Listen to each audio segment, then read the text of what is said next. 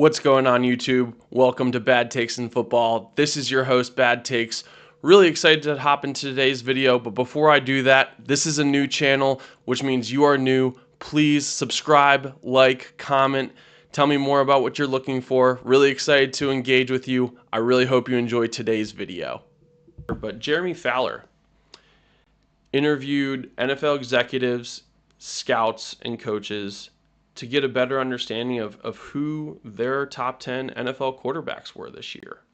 Now, I'm sure you guys can all imagine who the top quarterback was, but to me, there were still a lot of surprising results here, and I'll share this with you. Again, Jeremy Fowler put this list together, but I'll go through the list first, and then I'll talk a little bit more about my take. So, first things first. Patrick Mahomes at number 1, not shocking. He was average, his age 29 years old, so he still has plenty of time left in his NFL career. Interestingly, the lowest ranking he got was actually 4. I'm curious to see why someone has him at number 4. I would be curious to see who that they had above him at 3 in this situation. But interesting to see him his lowest ranking at number 4. Number 1 is obvious to me. Followed by Josh Allen, again 29-year-old quarterback. Lowest ranking again, number 4. Highest ranking, number 1. Joe Burrow is your third quarterback, 28 years old again. His lowest ranking is 5, highest ranking is 1, so still getting some first place votes. Lamar Jackson, number 4, again 28 years old. Lowest ranking 6, highest ranking 1. So a little bit more disparity when it comes to Lamar Jackson. Jaden Daniels, after 1 year, coming in at the 5th best quarterback in the NFL, right? 24 years old. His lowest ranking was 10, highest was 5. So it's kind of interesting he landed at 5. Generally, it's a little bit of like an average, but there was probably a lot of people that had him at number 5, which is why he stuck there instead of, lower than that. We'll definitely dive into Jaden Daniels. Matt Stafford at number 6, so far the oldest quarterback on this list at 37 years old. Still obviously crushing it for the Rams. Again, just got another weapon in Devontae Adams to go along with Puka Nacua. So expect him to do pretty well. He actually had another pretty high disparity, as highly ranked as 4, and some had him not ranked. So interesting he landed at number 6 there. Justin Herbert, the perennial hope, in my opinion, we'll go more into that, was ranked number 7 in the top 10. He's 27 years old, so young. Lowest ranking, unranked, not surprising to me. Highest ranking 3, which is insane, and I'll go a little bit more into my take on that shortly. Number 8, Jared Goff. Again, 30 years old, not necessarily super old, but he's starting to climb up there in age. Again, disparity, unranked to highest ranking is number 5. Jalen Hurts, number 9. Super Bowl MVP, was ranked number 9 in the NFL. As low as unranked, as high as number 6. And finally, number 10, Baker Mayfield, I would say that, in my opinion, the comeback player of the year, the guy that probably revived his career the most of any of these players, coming in at number 10, as highly ranked as 5, as low ranked as unranked. So there you go. There's the top 10 there. To me, again, there's a couple things that I'll say here. First things first, you're not going to hear me complain about Patrick Mahomes at number 1. Right? I think it's very obvious that Patrick Mahomes is the best quarterback in the NFL. Last year, they seemingly were a bad team up until the last 4 minutes of every single game. He found a way to make sure they won.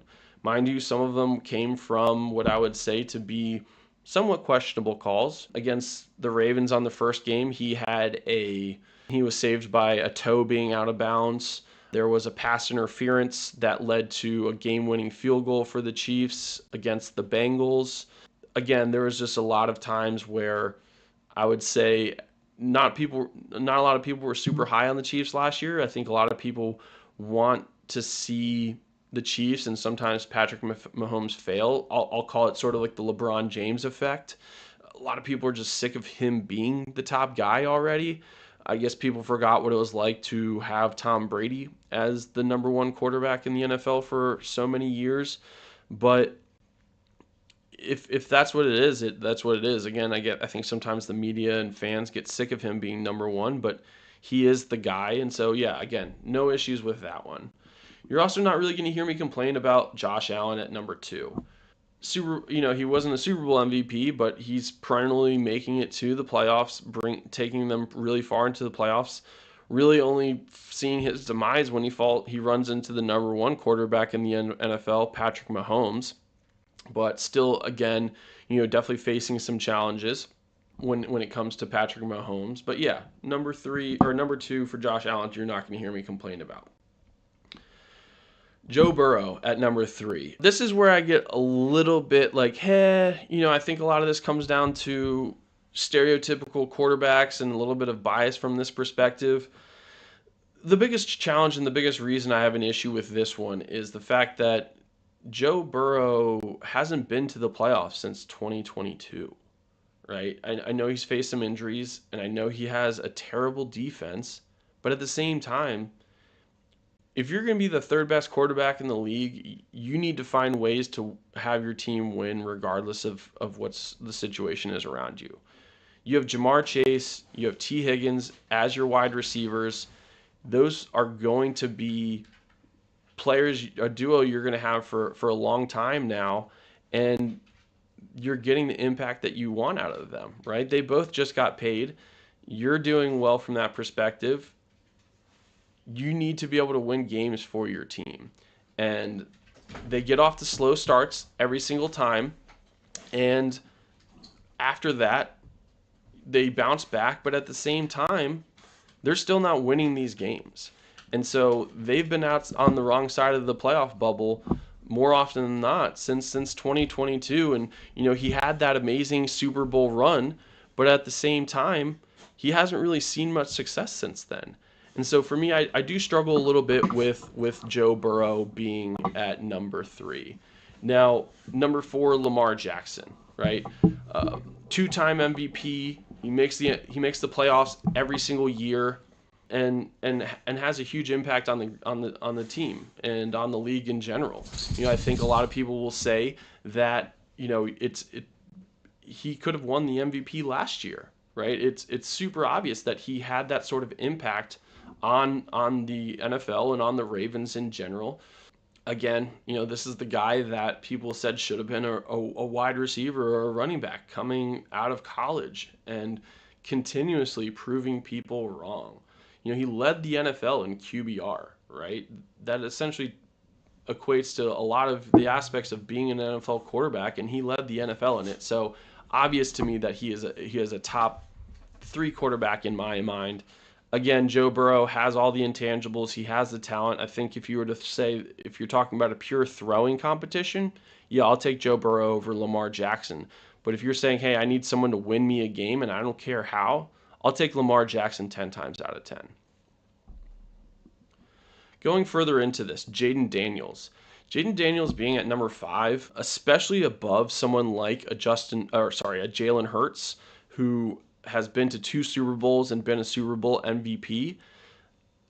I struggle with this one. I think he had an amazing run for a rookie. He had the best rookie run or campaign of any rookie quarterback in NFL history. But at the same time, it's been 1 year, right? You're talking about a player that has seen success for a total of, we'll call it 6 months in the NFL, right? Think about CJ Stroud last year. CJ Stroud going into last year was probably at the same number as Jaden Daniels is here for this upcoming season. CJ Stroud had a great rookie campaign. Everyone was saying he was going to be a top 5 quarterback this past year. Now, some of it wasn't all his fault. He had issues with his offensive line. I think he was sacked more than any quarterback last year. But at the same time, again, if you're that good and if you're a top quarterback in the NFL, you're winning games for your team regardless. CJ Stroud did that, right? It wasn't the most prolific numbers. They still made the playoffs though. Again, something that the Cincinnati Bengals and Joe Burrow didn't. But again, he's not on this list, right? I went through this list. CJ Stroud isn't here. So I think a little bit of this has to do with recency bias, right? He did make the NFC Championship, didn't obviously win that game with the Eagles moving on, but again, he had a good impact. And so I'm okay with him being on this list. I think 5 is a little bit too high. Matt Stafford at number 6, you're not going to hear me complain about this. I think Matt Stafford is an amazing quarterback. I think he had a rough time in Detroit, but seemingly ever since he's matched up with Sean McVay, he's had a very successful career, not just from numbers perspective, but also winning. So you'll never. I agree with the Matt Stafford selection here. Justin Herbert. I'll probably talk about this one potentially the most. Justin Herbert, to me, there's like a saga, or like there's like a Justin Herbert on the field is not the perfect quarterback. I've seen it year after year where he's had prolific games, generally against easier competition, but when it comes up against tough defenses, he shrinks. He doesn't become the same Justin Herbert everyone is expecting. And for me, I can't put I can't put a quarterback in the top 10 that can't even have a winning record, let alone his passer rating is somewhere around 60 when he plays in the playoffs. That is historically low numbers. And somehow still there are people ranking him at number 3 best quarterbacks in the NFL. Who who else who was I would love to know that person's list and who else they had and what they were at, because third best in the NFL for Justin Herbert is insane to me. That is just someone saying, "Oh, I like a big white quarterback that can launch the ball from the pocket." Like that is literally what that is. And to me, it's an old take. It's a bad take. Eventually, maybe this year, honestly, part of me thinks that the Chargers are going to turn it around, not because of Herbert, but because of Jim Harbaugh. I think Jim Harbaugh is going to put Justin Herbert in a more successful position to win. But at the same time, again, I see Justin Herbert as maybe the 15th best quarterback in the NFL right now. Jared Goff. For me, Jared Goff, I would probably have him a little bit higher. I think he had very close to what would be considered to be an MVP campaign this past year. A lot of people, give credit to, I'd say, Ben Johnson, the offensive coordinator, and putting him in a position to be successful. But I don't think Jared Goff gets the same respect and love that he should be getting as most of the NFL does. He threw for over 4,600 yards last year. That is insane. That's the second most yards in the league. And of that, he was completing an insane amount. He had a completion percentage of like over 75% on like play action plays, as you can see here. That is an insane number. And so Jared Goff, I would probably have at number 6 on my list. Again, I think a lot of this comes down to players like Justin Herbert being above him. I don't know. I would love to hear the argument for that side. I just can't. I can't picture that one. Jalen Hurts, again, this is another one. Like, whoever put Jalen Hurts behind Justin Herbert, especially, is crazy. Like that, they haven't watched football since 2022, and they also live under a rock. Is like the only explanation I can think of, because I don't care if you have off games. The Eagles win games, and they've won games because of Jalen Hurts.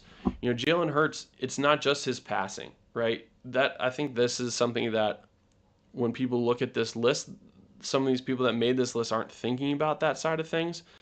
But Jalen Hurts can run the ball. The tush push, the brotherly shove, as they call it, named after Philly, is successful because of him. A lot of people are like, oh, like, it's just like this play, it's cheating. Jalen Hurts, like the other teams try that play and are unsuccessful with it. The Ravens do it with tight ends. A lot of teams actually do it with tight ends because their quarterbacks can't do it, or they're like they just don't want to risk it with their quarterback. But Jalen Hurts, time after time after time, gets into the end zone or gets that first down with that play. And I don't care if people consider it to be cheating. They do it because of him. It's not just because their offensive line or who they have pushing him. They do it because Jalen Hurts is good at it. I don't know if you've ever seen Jalen Hurts with a squat rack, but the guy is strong. His legs are insane. I would put him up against Saquon Barkley in a weightlifting competition. I bet you would be surprised how comparable Jalen Hurts is to Saquon Barkley when it comes to lower body strength. Last on the list again, Baker Mayfield. I'm happy Baker Mayfield made this list. For me, I think he got the short end of the stick in Cleveland. I have no clue why they thought it was a good idea to walk from him. I guess they thought Deshaun Watson was a better option, and so they decided to. I mean, they actually made that decision, but yeah, they thought Deshaun Watson was a better pick in this situation. But Baker Mayfield, even when he was with the Carolina Panthers and with the Rams for a very short period of time, he saw success there. And last year, I know he has Mike Evans as a target, Chris Godwin, another great receiver to be able to throw the ball to. But Baker Mayfield got the Buccaneers to the playoffs in his first year there. And I think everyone is expecting the Bucs to be again the favorite out of the NFC South to make the playoffs, and I think Baker Mayfield is a huge part of that.